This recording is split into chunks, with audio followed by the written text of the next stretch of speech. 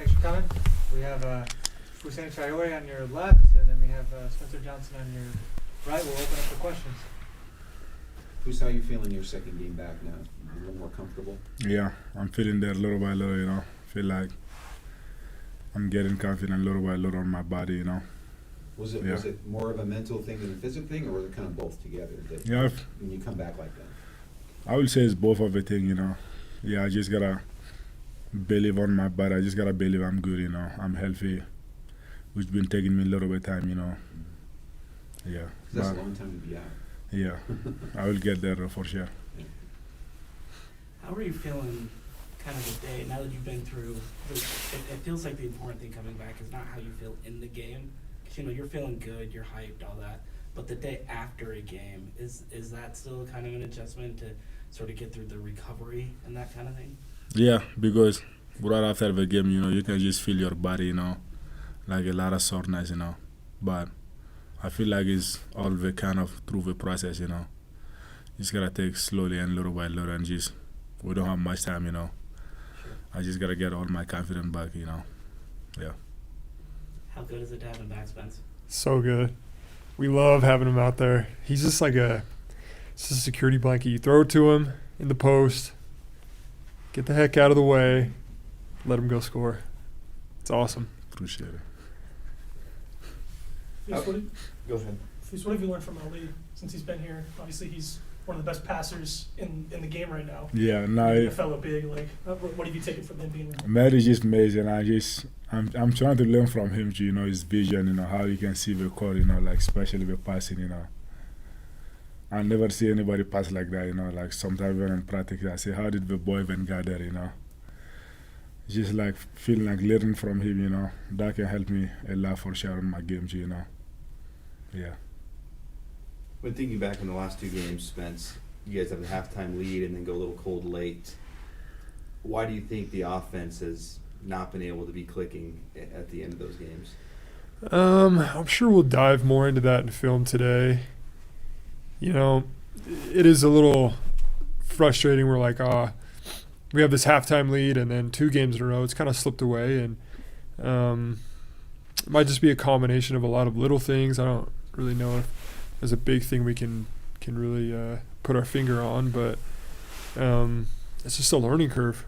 Like, you know, coming into this Big 12, we knew it was going to be really hard. We knew these are all really, really good teams, and so we're learning and we're growing, and most importantly, we're sticking together, and that may be the biggest challenge going through this Big 12. I think is you know, staying together and not getting too down when we lose and not getting too high when we win, because it's a lot of really hard games. What are some of the positive takeaways, even though neither of those games are a win? I imagine there's some positive takeaways from those games. For sure. There's a ton of them. Like I said, it's we kept fighting and we battled, which I was really, really proud of. We, you know, are learning to stay together. We're learning, you know, when we have a lead on this type of a team or this physical or the, you know, whatever it is, and just learning. Kind of going off what he said about going cold late in games, Baylor seemed to be longer and more athletic than pretty much anybody that you guys have played the past few years. I mean, that's the Big 12 standard, right? Mm. How does that factor into the late game cold spells? Like, how does that kind of wear you down during the game? How has the length and athleticism of these opponents affected you guys on the court? Yeah, I mean, they're athletic, they're long, they rebound really well. They, you know, obviously can get out and create a lot of disruption, whether that's at the rim or, you know, in terms of like steals and things like that. So it might play into it, but we, you know, we have a recipe for success of how we get around that. We, you know, want to play with more force, want to play with more space on the court, and I think as long as we stick to those and really dial into it even more, we'll be okay. Foose, how physical was this Baylor and Cincinnati team? Like, can you describe to us just how physical they were? Because it looked like they kind of, I mean, you guys were going back and forth, pushing each other around a little bit. You know, you Mhm. responded well. Yeah. But it looked like they came out and they sort of wanted to fight in a lot of ways. Now for sure they were super physical, Like I feel like it is what it is, like whoever won more, And I feel like Spencer was like, all the Big 12 game gonna be the same exact way, I feel like we just gotta say, oh, you guys tough, like we're actually the tougher guy, And I think so. Yeah, that's gotta be our mindset, moving forward, We know every single team of Big 12 gonna be like that, We just gotta be ready for that mentally and physically, Spencer, was there a concerted effort in the Baylor game to shoot less threes than you did against Cincinnati? No.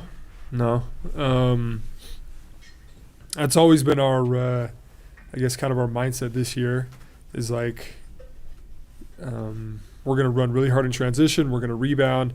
And when we have open threes, we're going to take them. So whether we get up 40 or we get up, 20, because that's just how the pace of the game is going, we're shooting them. 2 more questions. You have just 2 games so far in the Big 12, but is there anything about being in the league or playing against these teams that has not been so surprising, but just maybe some realization moments for you as you go through this so far? Just how good these teams are. I mean, Baylor obviously, top 25 team. They're really, really good. Cincinnati, like, you can't sleep on them. They're really, really good too. They're physical. They, executed really well, and I think top to bottom, it's just a really good league. So we're going to go to UCF, play them on Saturday, and we're going to see how they are. But yeah, I think at least what I've taken away personally is it's just a lot of little things that kind of add up to decide the factor whether you win or lose these games. So just got to tap into these little things and make sure that, we're really locked into what we're doing. Last question. So one of these little things, the turnovers, is that a byproduct of the Big 12 and the length and athleticism, or is it something that you guys can correct to get the number down lower? Yeah, I mean, for sure we can correct that. That's one of those things I think that's, directly in your control. And it's not really like I said, it's not really like, oh, this one guy had 8 turnovers or whatever. It's just like each dude has like 1 or 2, which it doesn't really jump out at you on the page, but then you look down at the box score and you're like, oh man, we have, 15 or 16 or whatever. So it adds up, and just little things like that we actually can control will put us in a better spot. Okay. Yep. Thanks, Spencer. Thank you. Thanks, guys. Good job. It's nice to have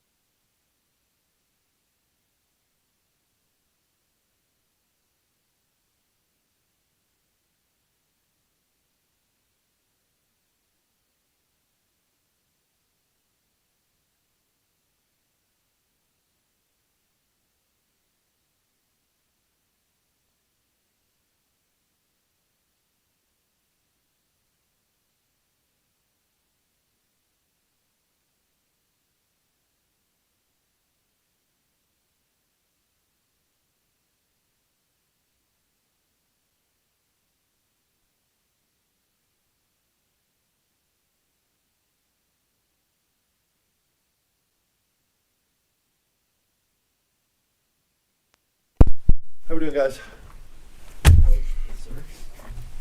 Is this a mic? Yeah. It's one of those fancy ones. There's one of these on the the table last night too. That's big time. Bluetooth. I like it. All right. Bring your coach up here, go ahead. What do you think is happening at the end of games to where the shooting percentage is dipping? I think it's a combination of a lot of things. I think that we made some big shots last night, but I think sometimes this game, I think a pattern you see a lot of times in the games is kind of all the game plan stuff has gone out the window and it just turns out to dudes just lots of plays end up in isolation and guys making shots. That's just not the way we play.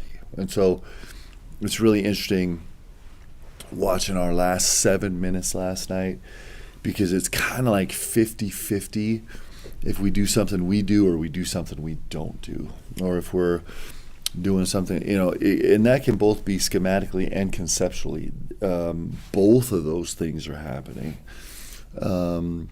And so that's just the duress that you face when you're playing great teams, right?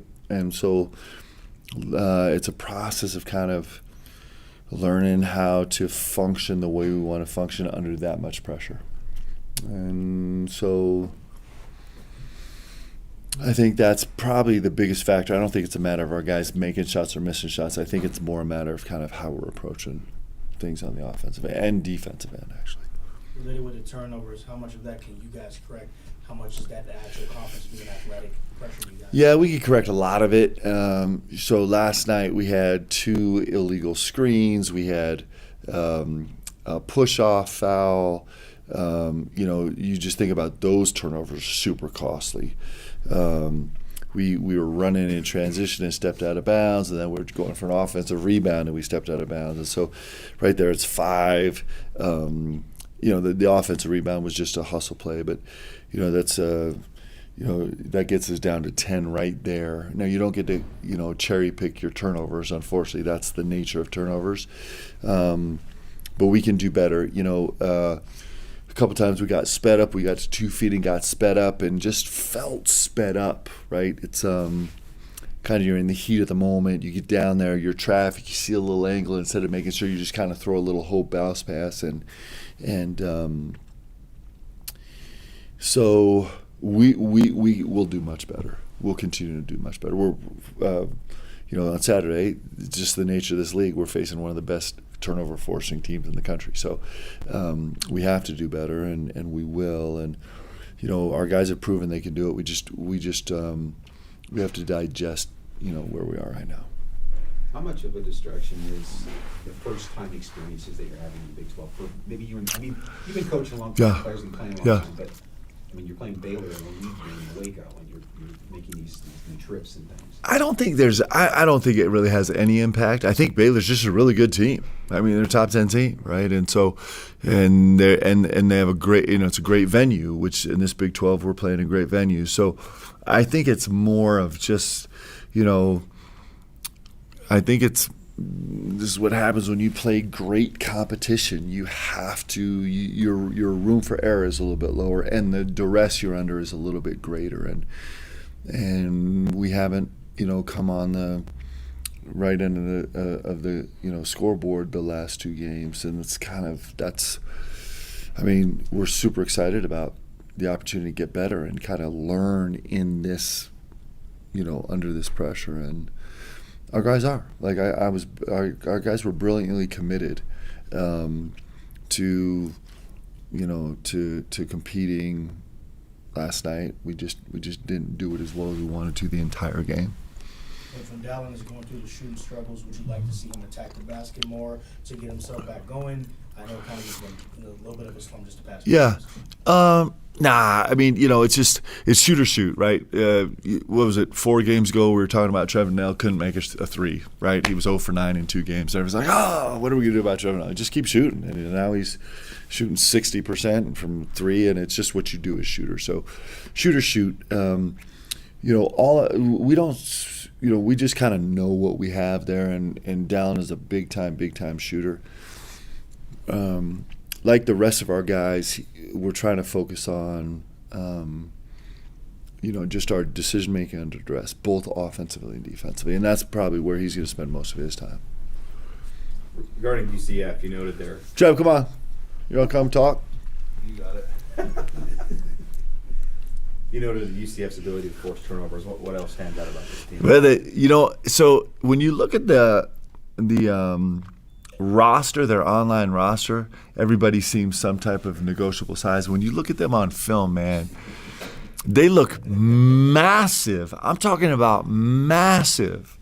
And they have incredible length. They play really, really hard. They kind of embrace the chaos of the game and try and create as much as they can on the defensive end, and then they play really free offensively. And so, it's awesome. Big challenge. Speaking of kind of that length, it feels like there's been an uptick in length athleticism as you've played these Big 12 games, especially yesterday with Baylor. How do you feel like your team is responding to that? Because that's kind of a new challenge, right? Yeah, I mean, it's a little bit new. It's not really that new. I mean, we've been playing the best team in the country, 2 or 3 times a year every year. So it's not like it's something we haven't seen. It's just the relentless nature of it, and we kind of knew that going in, and so, this is just a different beast for us in the sense of we have to do everything we can to make sure that we're putting our best possible product on the floor every single night. And we can't, there's no place to get discouraged or lose confidence or lose focus or feel sorry for yourself or anything like that, because you got another incredible road game Saturday. And so I feel like it's just the relentless nature of the league that makes it so fun. Like it's actually really exciting and really fun, and so it's just like I said. It's not that we've never seen this before. It's just that we get to see it every night now. I know you talked about this last night, but any new news on Dawson Baker? Yeah, so he's got a couple more doctor's appointments today, and then we'll try and make a decision. Just because of the nature of the trip and. No, you're not gonna say hi. I thought you were busy today. You're just gonna walk by and not even give a shout out. All right, man. Just because of the nature of the trip, BYU to UCF, I think it's the longest trip in the conference and everything, and the 2-game road trip. Did you think about maybe kind of turning it into like an NBA-style trip and just going straight there from Waco, or what kind of went into the decision to fly back? I was pushing for that because I thought we'd get a couple days in Disney World. I thought we'd go to the Epcot Center and one day and then the Safari the next. I'm on board. See, why didn't you tell me? But there's this pesky little thing called class. And so it was super important for our guys to get back. We didn't get in until, 2 or 3 last night, something. But really important for our guys to have a full day of class. And then, it's a long trip, so we'll practice in the morning tomorrow and then fly out after. But yeah, we did talk about it a little bit. It's just as like, this class here at BYU is no joke. And so we're going to get here every time we can. Last question. Who seemed more himself yesterday? How was his progress coming back? Yeah, I was really pleased with Foose. I thought he was terrific in the minutes he played. I thought he was really physical down low. I thought that he had a couple deep. We started switching 1 through 5 late in the game, and I thought he had a couple defensive possessions where he was really solid on mismatched possessions on the perimeter, and he's a massively important part of everything we do, and he also gives us a very different approach when he's on the floor than when Ollie's on the floor or Atiki's on the floor. And so it's not seamless transitions, but it's really exciting transitions working between those guys. But there's a little bit of a learning curve. All right, guys. Appreciate you guys. Thanks, Coach. Thank you, Coach. Just don't see those guys together yet. No, I know, and I'd love to see them together in practice one time before we do that on the court. Yeah. Thanks. Hey, Did you want to see the lamb today, Coach? keep those Dasani bottles away from your office. Hey, We saw what you did.